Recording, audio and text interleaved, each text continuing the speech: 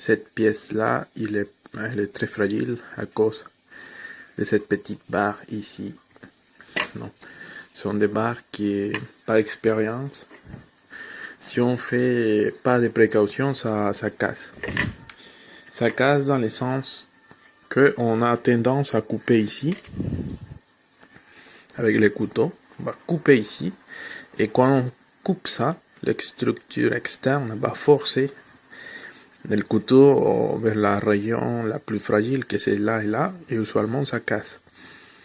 Pour ça, dans toutes les petites pièces comme ça, celle-là quand même, ça, je pense qu'il est un peu plus rigide que celle-là. Mais pour éviter cette petit inconvénient, ce que je fais, c'est que je coupe les structures. Il faut faire aussi attention parce que des fois, si on coupe ici, ça peut aussi affecter là. Donc, je coupe ici. Et ça va laisser à la structure avoir la liberté pour libérer l'espace vers l'extérieur et pas vers l'intérieur et détruire la pièce.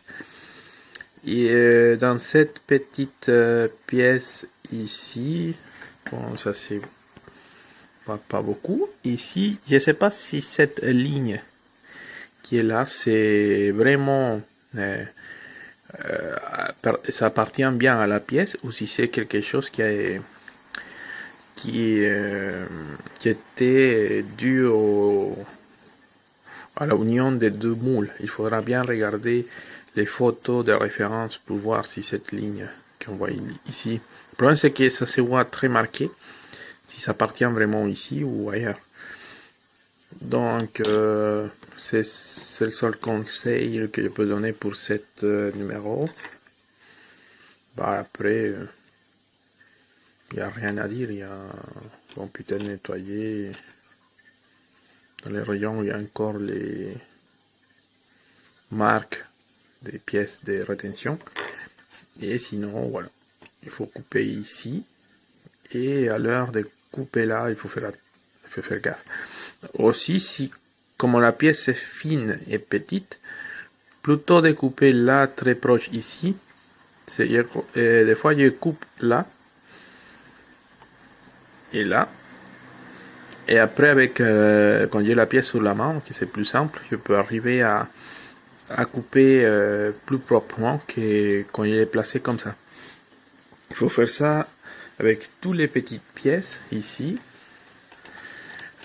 Ici aussi, on peut avoir un risque cette pièce là parce qu'il est un peu fine. Là, il n'y a pas de souci. Là, il n'y a pas de souci. C'est juste là. On peut essayer de la couper avec beaucoup de précision, mais bon.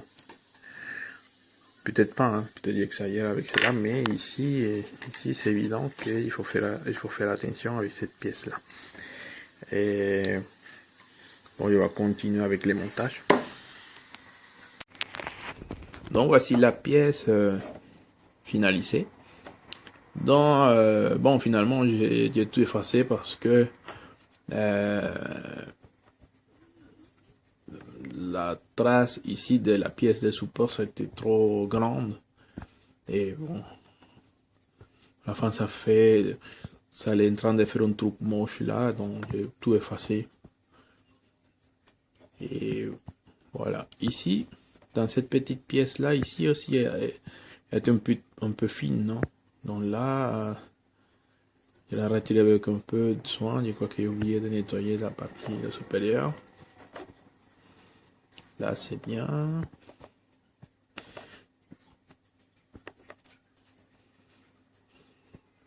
Là aussi c'est bien, c'est propre, c'est bien installé. Et voilà, donc ça c'est les pièces de cette partie. Il y a aussi la pièce, c'est là. Bon, ici la colle un peu partie bizarrement. Et ça j'ai essayé d'avoir au même angle, mais c'était pas possible. L'angle de ce truc avec l'autre. Des fois ça partait. C'est différent les angles d'inclinaison de ça et ça parce qu'ils ont une légère inclinaison. Mais à mon avis, cette inclinaison c'est originé par les marques de moules. Donc là, j'ai nettoyé. Mais je n'ai pas trop nettoyé derrière parce que j'ai trouvé ça nécessaire. Mais à mon avis, la marque de moule par derrière a fait cette différence dans l'angle. Au fur et à mesure, ça séchait, essayait de les repositionner, mais c'était impossible. Donc, à niveau de la colle, ça tient bien. Moi, j'ai peur de cette pièce-là parce que dans le modèle chez Fine Mold, ça casse super vite, mais là, je vois que c'est assez solide. Ça veut dire que ça peut s'abîmer, par exemple, quand on manipule la maquette. Ça peut, par accident, c'est abîmé, quoi. Donc, on voit ici, et les pièces de cémentage, bon, ils sont vraiment jolis.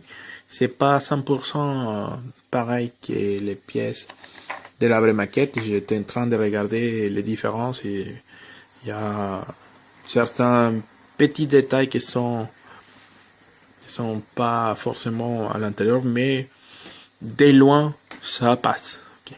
De loin ça passe, il est bien. Donc merci.